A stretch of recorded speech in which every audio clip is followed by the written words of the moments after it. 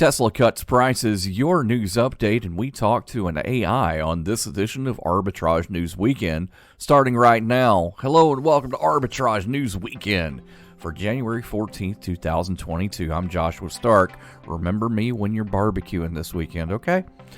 With its sales slowing and stock price tumbling, Tesla slashed prices dramatically on Friday on several versions of its electric vehicles, making some of its models eligible for a new federal tax credit that could help spur buyer interest. The company dropped prices nearly 20% in the United States on some versions of the Model Y SUV, its top seller. That cut will make more versions of the Model Y eligible for a $7,500 electric vehicle tax credit that will be available through March. It also reduced the base price of its Model 3, its least expensive model, by about 6%.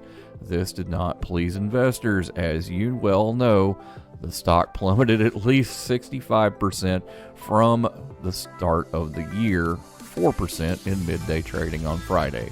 Speaking of adjusting, Apple CEO Tim Cook will take more than a 40% pay cut this year from a year earlier as the company adjusts how it calculates his compensation, partly based on a recommendation from Cook himself. Apple Incorporated said in a regulatory filing late Thursday that Cook's target total compensation is $49 million for 2023, with a $3 million salary, a $6 million cash incentive, and $40 million in equity awards. Apple said its compensation committee took into account shareholder feedback, the company's performance, and a recommendation from Cook, who was promoted to CEO in 2011, to adjust his compensation in light of the feedback received. The European Union wants to bolster its capacity to launch small satellites into space with a new launch pad in Arctic Sweden. European officials and Swedish King Carl XVI Gustaf inaugurated the EU's first mainland orbital launch complex on Friday during a visit to Sweden by members of the European Commission, which is the 27-nation bloc's executive arm. The new facility in Esrange, near the city of Kiruna, should complement the EU's current launching capabilities in French Guiana. European Commission President Ursula von der Leyen said small satellites are crucial to tracking natural disasters in real time and in the light of Russia's war in Ukraine to help guarantee global security. Speaking of Sweden, Sweden's center-right coalition government wants to cut red tape when it comes to dancing by abolishing a decade-old requirement for restaurants, nightclubs, and other venues to obtain permits before they let patrons shimmy and sway. The proposal, made Thursday, means that venues no longer would need a license to organize dances. Instead, as a general rule, they would only have to register with the police, which can be done verbally and doesn't cost anything at all. Applying for a permit incurs a fee of at least 700 kroner, that's $67, for the establishment. As it is now, owners can lose their liquor license and business license if police officers come by and find that the venue did not have authorization to let patrons dance. More after this. I'm Smokey Bear, and I made an assistant to help you prevent wildfires. Dude, I've got this. I've been camping since I was 5 years old. But I am a camping influencer. You know what? I'll bet you $5. Assistant Smokey, what is the best way to put out a campfire? To put out a campfire, drown with water, stir, drown again. Then make sure the fire is out cold by feeling with the back of your hand. Wait, really? I'll take the $5. Learn more at SmokeyBear.com. Brought to you by the U.S. Forest Service, your state forester, and the Ad Council. This week's arbitrage blog includes parasites dropping, and that's not a good thing.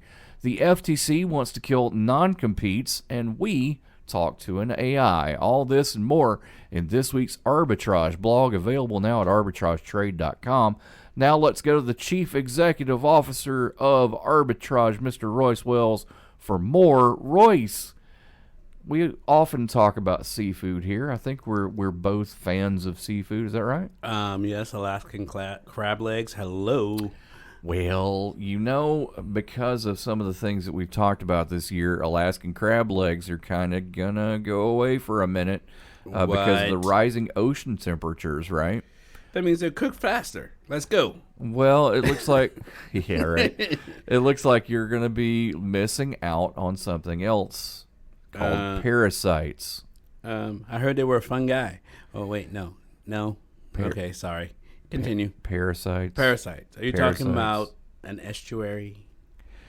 Okay, they're in an estuary. I knew it. Thanks for reading ahead, buddy. I can say estuary. I can say January. I can say Gary, Indiana. Let's go. Yay. So the second largest estuary in the U.S., Puget Sound, scientists have recorded a mass death event of marine organisms that rely on living hosts to survive. Parasites. Exactly, parasites. Well, what's an estuary? An estuary is a tidal mouth of a large river where the tide meets the stream. In other words, it's Don't cross the streams. Don't cross the stream. Think of it as a partially enclosed space where a river or a stream meets the ocean. New Orleans. Oh, yeah. The Gulf. Yeah, there you go. Located in Washington State, Puget Sound is home to 3,000 different species of invertebrates like sea urchins, octopuses, clams, and oysters. And apparently, the parasite numbers have dropped by 38%. Holy, that is a massive kill. Yeah. And that's data collected from between 1880 and 2019. It's the longest data set on population collected anywhere in the world. So do they know why? So apparently it's having to do with the rising temperatures in the ocean. Because not only is that 38% a drop, but it's 38% for every degree of warming in the sea surface temperature. Oh, wow. So, yeah, that's a lot. It's not clear what the impact's going to be. It's relatively unknown right now. But nobody really cares about parasites because they're not cute and fluffy and they can't eat. Or you can't eat them. Definitely eat them. You definitely don't want to keep them as pets, that sort of thing. So the thing is that the fluctuation is going to cause an effect. The same respect, nobody cares about wasps or beetles, but they have an impact on in the environment. So my question is, how fast are they reproducing? Well, they're not reproducing fast enough, obviously. Yes, but mitigation. I don't know. Mitigation. This is crazy. Mitigation. So, messing with our seafood, we'll keep a track of this. More after this. Hey, wouldn't it be great if life came with a remote control? You could hit pause when you needed to, or hit rewind, like that time you knocked down that wasp's nest. Uh-oh. Well, life doesn't always give you time to change the outcome, but prediabetes does. With early diagnosis and a few healthy changes, you can stop prediabetes before it leads to type 2 diabetes. To learn your risk, take the 1-minute test today at doihaveprediabetes.org. Brought to you by the Ad Council and its prediabetes awareness partners. When might you be buzzed? When you suddenly love everything. You guys, I love this song. I love these nachos. I love our kickball league. Ugh! I love this guy. What's your name? You know what I'd love? A ride when it's time to head out. If you see a buzzed warning sign, call for a ride when it's time to go home. Buzz driving is drunk driving. A message from NHTSA and the Ad Council. I love your car. Is this real leather? To protect her home and family in a disaster, Karen was willing to wade through water, mud, and insurance paperwork. Yeah, I can do this. You go, Karen! By simply understanding and updating what her insurance covers and doesn't cover now, she'll be better prepared no matter when disaster strikes. Learn other simple ways to protect your home and family before a natural disaster at ready.gov. That's ready.gov. A message from FEMA and the Ad Council. A tweet from Elon Musk indicating that Tesla might allow some owners who are testing a full self-driving system to disable an alert that reminds them to keep their hands on the steering wheel has drawn attention from U.S. safety regulators. The National Highway Traffic Safety Administration says it asked Tesla for more information about the tweet. Last week, the agency said the issue is now part of a broader investigation into at least 14 Teslas who have crashed into emergency vehicles while using the autopilot driver assist system. Since 2021, Tesla has been beta testing full self-driving using owners who haven't been trained on the system but are actively monitored by the company. Earlier this year, Tesla said 160,000, or roughly 15% of Teslas now on U.S. roads, were participating. A wider distribution of the software was to be rolled out late in 2022. Despite the name, Tesla still says on its website that the cars can't drive themselves. Teslas using full self-driving can navigate roads themselves in many cases, but experts say the system can make mistakes. We're not saying it's quite ready to have no one behind the wheel, CEO Musk said in October. On New Year's Eve, one of Musk's most ardent fans posted on Twitter that drivers with more than 10,000 miles of full self-driving testing should have the option to turn off the steering wheel nag, an alert that tells drivers to keep hands on the wheel. Musk replied, "Agreed, update coming in January." It's not clear from the tweets exactly what Tesla will do, but disabling a driver monitoring system on any vehicle that automates speed and steering would pose a danger to other drivers on the road, said Jake Fisher, Senior Director of Auto Testing for Consumer Reports. Using FSD Beta, you're kind of part of an experiment, Fisher said. The problem is the other road users adjacent to you haven't signed up to be part of that experiment. Tesla didn't respond to a message seeking comment about the tweet or its driver monitoring. Auto safety advocates have long criticized Tesla's monitoring system as inadequate. 3 years ago, the National Transportation Safety Board listed poor monitoring as a contributing factor in a 2018 fatal Tesla crash in California. The board recommended a better system, but said Tesla has not responded. Tesla's system measures torque on the steering wheel to try to ensure that drivers are paying attention.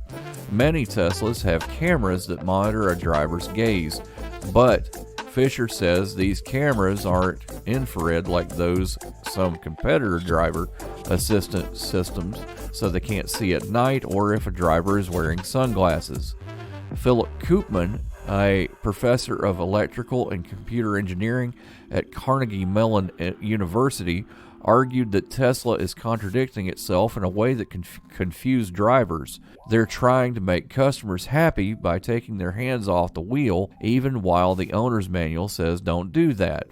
Indeed, Tesla's website says autopilot and the more sophisticated full self-driving system are intended for use by a fully attentive driver who has their hands on the wheel and is prepared to take over at any moment. It says the systems are not fully autonomous.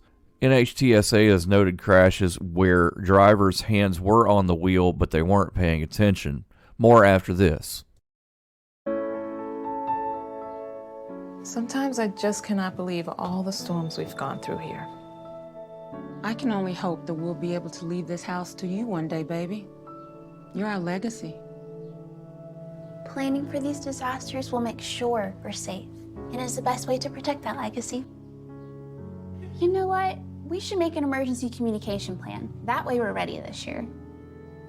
At my dorm, we have emergency kits for earthquakes and wildfires, but I'm sure there's something more local I can send you with a link. Okay, smart.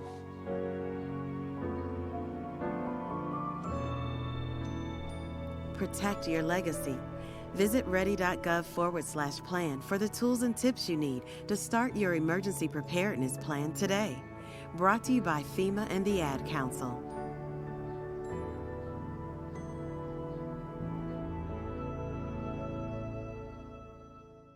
Royce, you own a company. I do. Technically speaking. And it's a company in the finance sector, right? Technically, I guess. Technically speaking, we're in a research sector, right? Yeah, we do analytics. That's right, analytics. Here's the thing. I know I signed a couple of things when I came on, and they're useful for us because it really helps us to keep things within the company and our processes and things like that. Yeah, it keeps out bad players. Right. Well, the Federal Trade Commission is proposing a rule that's banning that wants to ban U.S. employers from imposing non-compete clauses on workers. Okay, but doesn't that open up a huge can of worms? Okay. Well, let's talk about that. So the proposed rule is going to prevent employers from imposing contract clauses that prohibit their employers or employees from joining a competitor, typically for a period of time after they leave the company. For example, I joined a company during college that made me sign a non-compete that said that I couldn't join another company in the same sector for 6 months. Okay. Yeah, right? Yeah. And the thing is that if I had gone to another company in that same sector, I could have made more money. Yeah, it's possible, but also that's a really slippery slope. Sure because is. For people who are entrepreneurs, basically, you can literally do a non-compete and do a non-disclosure because you're technically not giving away their trade secrets. You're just kind of using them. Kind of skirting the issue because anything that you learned at a certain company, you can take and you can go to another company and use or it. form another company and use without divulging their information. Yeah. I don't like that. I'm forming arbitrage trade research. You will run into so many copyright, registered, all the things. Right. And trademark infringement. All right. So President Biden is all for this, and apparently he has called the action a huge step forward in banning non-compete agreements that are designed simply to lower people's wages. Now, for wage, I could see that. I can okay. So I can see this in like blue collar, right? Retail workers, construction workers, security guards, other working people. But for white collar, you run into the thing that we were talking about earlier. You know, you use the knowledge from one company, you take it to another. Yeah, but isn't that and the it's still point? fresh? Isn't that the point of a career, though? Yeah, to improve. See, I'm poking the bear right until you. Yeah, if I see, Josh Trade pop up, hey. Well, I mean, to be absolutely frank, Josh Tunnels. Yeah, there's never gonna be anything like that. I promise you. I promise you, there's never gonna be anything like that. Do stuff. But we'll wormhole, right? Yeah, rabbit hole. Yes, Josh's rabbit holes. That's it. Yeah. Oh, rabbit. Oh, yeah. Poking bears, rabbits. I don't know. Yeah. Lions and tigers and bulls. Oh my. Oh my. More after this. I'm Smokey Bear, and I made an assistant to help you prevent wildfires. Dude, I've got this. I've been camping since I was 5 years old. But I am a camping influencer. You know what? I'll bet you $5. Assistant Smokey, what is the best way to put out a campfire? To put out a campfire, drown with water, stir, drown again. Then make sure the fire is out cold by feeling with the back of your hand. Wait, really? I'll take the $5. Learn more at SmokeyBear.com. Brought to you by the U.S. Forest Service, your state forester, and the Ad Council. Why was the basketball court all wet? Because the players kept dribbling on it. The dad joke. Corny, grown-worthy, but also one of the simplest ways to share a moment with your kids. What did the buffalo say when he dropped his son off for school? Bye, son. So take a moment to make your kid laugh, because dad jokes rule. Make your kid laugh today. Go to fatherhood.gov. Brought to you by the U.S. Department of Health and Human Services and the Ad Council. Labor organizers hope that this will be the year that Starbucks U.S. workers finally negotiate a union contract. But with bargaining at a standstill and thousands of employees still unconvinced of the union's value, that outcome is uncertain. Little more than a year after a Starbucks in Buffalo, New York became the first U.S. store to unionize in decades, touching off a wave of labor actions at other big companies like Amazon and Chipotle, the rush to organize Starbucks stores has slowed. Since December of 2021, 358 Starbucks stores have petitioned the National Labor Relations Board to hold union elections. Petition activity peaked last March when 69 stores asked to hold elections. By November, that had fallen to 13. 11 stores filed petitions last month. Labor organizers say Starbucks has chilled the effort with hard-nosed tactics, including firing pro-union workers and closing unionized stores. Starbucks has also promised wage increases and other benefits at non-union stores. The company says those perks are subject to bargaining at unionized stores. But the union drive also faces resistance from Starbucks' own workers. So far, employees have voted to unionize at 274 stores, or 3% of Starbucks' 9,000 company-owned U.S. locations. According to the Labor Board, 63 stores have voted not to unionize. Starbucks barista Jen Langberg said no one at her store in Henderson, Nevada ever talks about unionizing. She appreciates Starbucks for raising her pay to $15 an hour in August. Overall, I've only ever had a very positive experience working for Starbucks, said Longberg, a 5-year employee. Labor organizers say the long wait for Starbucks to negotiate store contracts with Workers United, an offshoot of the Service Employees International Union, is hurting efforts to organize. I've talked to partners at stores that haven't unionized, and they say, I'm going to wait and see what happens, said Josie Serrano, a union organizer and Starbucks employee in Long Beach, California. It's a bummer. We have to address and fight that. Contract negotiations at 3 stores in Buffalo and Arizona began last spring. Since then, bargaining sessions have been held at 75 stores, but Starbucks has walked out on the meetings because it opposes having union officials join by Zoom. Starbucks says labor organizers are violating the rules by failing to share Zoom links or name remote participants, and in at least two cases,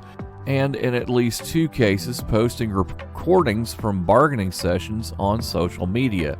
The union says Starbucks is reversing itself after initially allowing Zoom negotiations last spring. In late December, the Labor Board's Seattle office filed a complaint alleging that Starbucks had failed to bargain with 21 stores in Oregon and Washington. Starbucks blames the union for delays, saying it hasn't responded when Starbucks proposes bargaining dates. A hearing before an administrative law judge at the NLRB is scheduled for June. Even in less contentious cases, bargaining is a slow process with no deadline by which contract must be reached and little intervention. More after this on Arbitrage News Weekend. Hey, hon, what you doing with your phone? Taking pictures? No, I'm asking it questions. Like what? Hey, Bobo, do flowers have best friends? I'm sorry. I'm afraid I don't know that. Hey, follow me. I want to show you something. Look, flowers do have best friends. Whoa. Some answers can only be found in nature. Discover the unsearchable. Visit discovertheforest.org to find a trail near you. Brought to you by the United States Forest Service and the Ad Council. What is dedication? My daughter is biological and my son is adopted. I love them both so much. From the morning when you wake up to putting them to bed at night and every moment in between. I think a parent's job is to protect our children, but also prepare them for the world so they become good, kind human beings. That's dedication. Find out more at fatherhood.gov. Brought to you by the U.S. Department of Health and Human Services and the Ad Council. Royce, how often do you talk to your computer? All the time. Have you not heard me cursing while coding? I have, actually. And his computer talks back to him. There's tons of alerts and things like that go off here in the office. Hey, we can't research without at least one bleepity bleep. True. Matter of fact, there's a chorus of it now because we have more developers in the house. It's fun. Oh yeah, absolutely. Well, I had some fun talking to a computer the other day. Oh yeah? What did it say? I talked with ChatGPT. Oh, the new fancy. Now, you've heard about, I know you've heard about ChatGPT. Yeah, it's the new hotness. It's the fancy new hotness, man. It was launched on November 30th. It's part of a broader set of technologies developed by OpenAI, which has a close relationship with Microsoft. Now, I have had experience with this with GPT-2 and GPT-3, which were both chatbots. I did an article earlier about a guy who basically fed the GPT-2 or GPT-3 a string of messages and things like that his girlfriend sent him. Oh, he basically reanimated his girlfriend. Which is scarier than the world should be. Well, that gets on the Black Mirror side of this a little bit. Great show, by the way. But we're looking at ChatGPT because it is based on GPT and what they call large language models. Launched in 2020, the ChatGPT tool. It's available for free to anyone, but I mentioned this before in an article. It's a little bit busy right now. Well, hey, people like it. Like I said, new hotness. Now, here's the flip side of that. People in schools are using it to write papers. I asked it to write a song. And did it make to the Blockbuster or Billboard Top 10? I need to know. It was like 3 seconds, and it was done. Hey. Full verses, full choruses, full bridges. Was the hook at least hooky? When is the last time you wrote a song in 3 seconds? I've never written in 3 seconds, but I have done in about an hour. I'm telling you, man. So, according to ChatGPT itself, it says, I am an AI assistant trained by OpenAI to help users with information and answering questions. It can assist in a wide variety of topics, including general knowledge, language translation, math problems, and much more. Now, coding help as well. Yeah, I saw that. I said, make me an automation bot, and hey, look at us now. That's not exactly how it worked, folks. But yeah, we got some good stuff. I'm just saying, it's amazing to me. You can feed it a math equation. You can feed it complex scientific concepts. That may come in handy. I talked to it about some amazing physics problems, and it just, I mean, just like that, it just went boom. Tell me about the rabbits again, George. Tell me about the rabbits. Man, I cannot believe how this thing worked. And there's some speculation that ChatGPT could end up in the internet search business. I believe it. Think Absolutely. about that, Google. More data equals more data points equals better AI. There we go. Have a great day. We'll see you next time. Arbitrage Trade Analytics, LLC is a privately held research company. Arbitrage Trade Analytics, LLC is solely responsible for the preparation and distribution of the contents of this podcast. The opinions offered in this podcast are for informational purposes only and are not intended to function as investment advice. Seek a duly licensed professional for investment advice. For more information about the informational research and services offered by Arbitrage Trade Analytics, LLC, please visit Arbitrage